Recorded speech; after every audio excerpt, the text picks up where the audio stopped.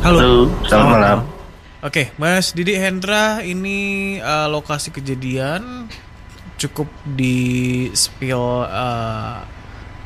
daerahnya saja, tidak perlu pabriknya ya, karena berkaitan dengan ya pabrik tempat Halo. kerja banyak orang. Boleh dimulai ceritanya, Oke, siap. Mas? Oke.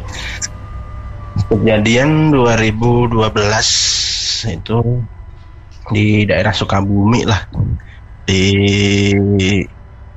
sekitaran daerah Pangleseran Sukabumi. Jadi waktu itu saya kan bekerja di situ itu ibaratnya magang lah,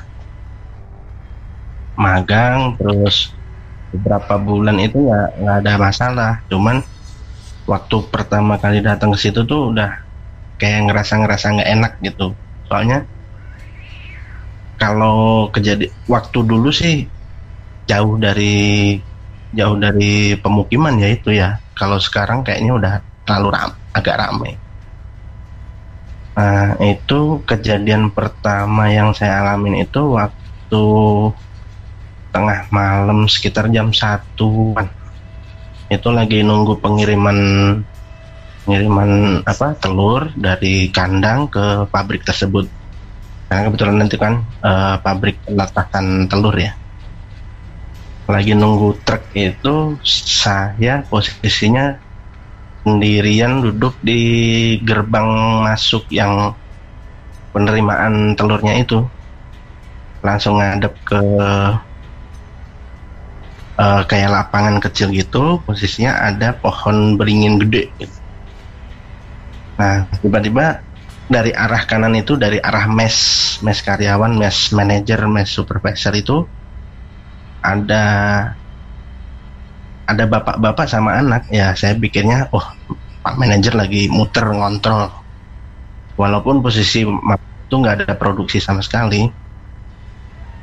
Pas lewat itu, tiba-tiba nggak jauh lah, sekitaran 10 sampai 20 meter, tapi kelihatan jelas itu bapaknya ngegandeng anaknya. Memang posisinya manajernya itu punya anak kecil umuran 6 tahun 7 tahun digandeng tangan itu.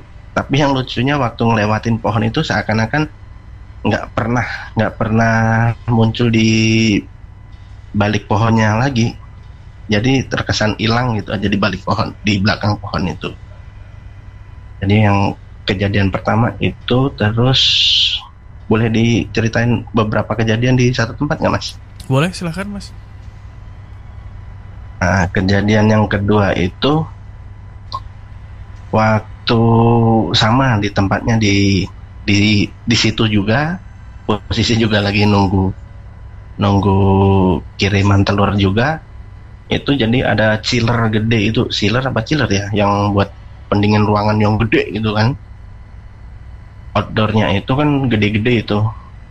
Saya ngerasa di ujung mata itu kayak ngelihat sosok pocong yang kayak ngintip-ngintip gitu loh.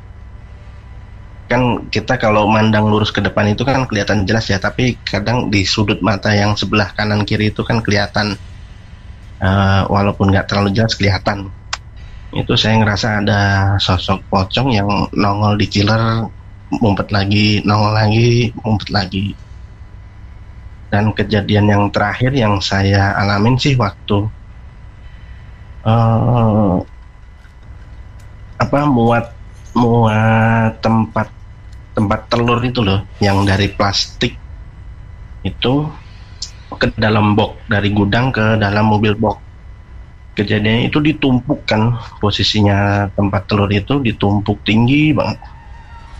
Saya waktu itu ngasih tahu ke temen, Mang, hati-hati, itu kayaknya tinggi, itu kayaknya mau rubuh. Selang beberapa menit kemudian saya tukar posisi sama teman saya itu. Yang tadinya tempat yang saya kasih tunjuk ke teman itu buat suruh hati-hati, malah saya yang kena musibahnya. Jadi saya ketiban itu sampai gigi saya itu patah gitu. Beberapa hari kemudian saya nanya ke temen yang kebetulan saudaranya itu penduduk situ asli. dan kebetulan dia juga paham soal begitu. Memang saya dijelaskan pabrik itu dulunya rawa-rawa yang diuruk jadi pabrik, dan karena saya di situ terkesannya saya pendatang dari Tangerang, ucapan saya itu sompral gitu loh.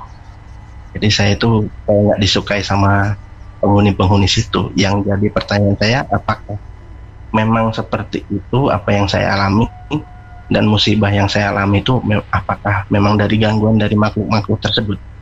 Ya, terima kasih Mas Febri. Mas Topik.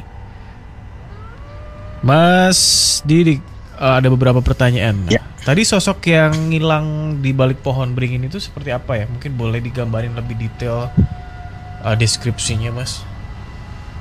Kalau yang di beringin itu lebih kayak bapak sama anak aja. Jadi kan itu agak-agak gelap kalau malam Mas dulu itu.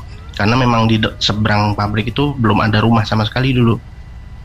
Itu memang terkesan bapak sama anak yang saya kiranya manajer pabrik itu.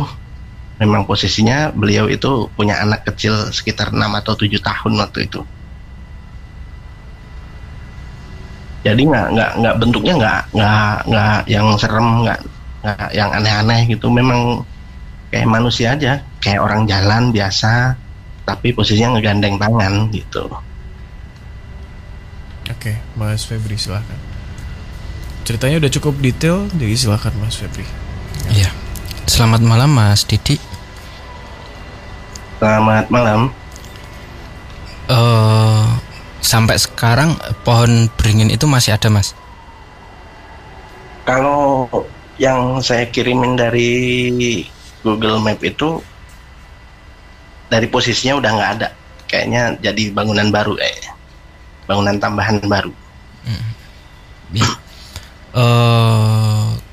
Kalau yang saya tahu ya Mas, ya, di gambaran saya, tempat itu memang bisa dibilang itu sarangnya makhluk gaib gitu Mas. Sampai sekarang ya, sampai sekarang sosok-sosok itu masih ada di situ Mas, di lokasi itu gitu. Bahkan sosok yang saya lihat, iya, bahkan yang sempat berinteraksi sama Mas Didi itu sosoknya masih ada di situ gitu Mas. Kalau sosok bapak-bapak tadi memang itu ada ya, di penglihatan saya pun sosok itu ada di situ gitu Mas. Dan itu udah istilahnya itu penghuni lama ya, penghuni lama di lokasi itu.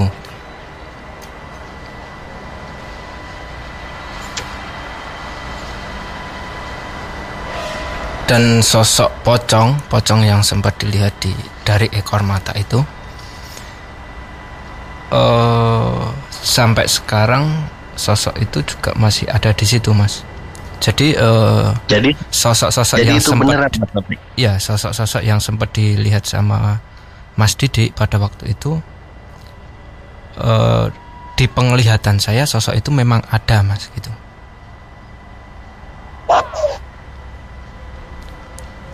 Itu kalau yang saya lihat di lokasi itu, ya bisa dibilang sarang makhluk gaib gitu. Tapi berarti emang karena tanahnya, Mas Febri, atau iya lokasinya Mas, lokasinya itu bukan karena pabrik yang mungkin ada jam-jam tertentu kosong gitu. Itu 24 jam nggak sih Mas orang kerja shiftnya, atau kosong? Pabrik itu dalam 1 minggu itu yang beroperasi 4 hari. 4 hari. Jadi pas hari malam Selasa sama malam Jumatnya itu di pabrik cuman ada 3 orang plus satpam 2 itu di gerbang paling depan. Kalau yang di dalam area pabrik itu cuman 3 orang, 2 di bagian saya, 1 lagi maintenance. Jadi kalau maintenance itu ya kalau di atas jam 10 itu udah pasti hilang aja. Tinggal 2 orang doang. Oke. Ini kalau yang saya tahu ya Mas ya, ini dari lokasinya gitu Mas, dari tempatnya itu sudah sudah banyak sekali sosok-sosok astral yang ada di situ gitu.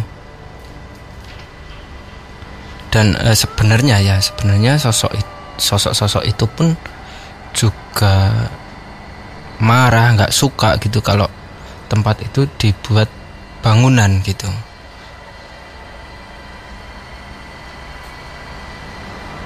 Karena ya merusak rumahnya gitu. Menurut dia ya, menurut sosok ini manusia itu mengganggu gitu. Yang saya tangkap dari sosok-sosok yang ada di situ ya Mas ya. Itu manusia itu mengganggu gitu, dan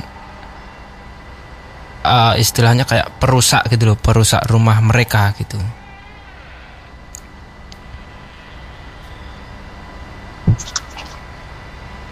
Seperti itu kalau yang saya tangkap dari sosok-sosok yang ada di sana. Gimana Mas? Dan yang itu Mas Febri, yang soal saya kecelakaan kerja itu, yang saya tanya ke teman kan karena katanya saya omongannya, sikap saya itu terlalu sompral. Itu apakah benar? Apakah benar? Ya. Kalau kita sangkut pautkan ke hal-hal mistis gitu ya Mas ya.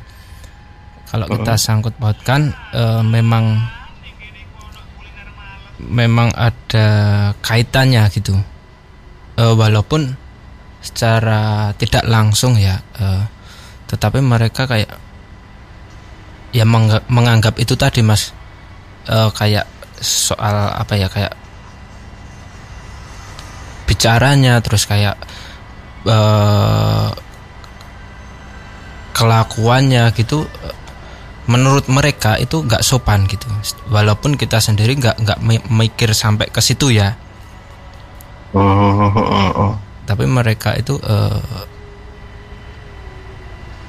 kayak nggak terima gitu loh Mas, dengan ucapan, dengan tingkah laku gitu. Kalau kita kaitkan ya Mas ya, kalau kita sangkut pautkan dengan hal-hal gaib itu ya, atas kecelakaan kerja tadi gitu. Berarti belum tentu juga ya, karena hal-hal itu ya, bisa jadi mungkin kelalaian ya, saya sendiri. Itu. Tapi kalau memang disangkut pautkan dengan hal-hal gaib, ya seperti itu tadi Mas, kayak mereka itu nggak suka dengan, mohon maaf ya, kayak perilaku Mas Didik sendiri gitu. Kalau memang kita harus sangkut pautkan dengan hal gaib gitu. Cukup kali ya. Mas Didik, terima kasih banyak untuk ceritanya malam hari ini, menjadi pembuka Nightmare on the Air hari ini. Terima kasih. Terima kasih. Selamat topik Mas Febri. Malam. Selamat malam. Assalamualaikum. Waalaikumsalam.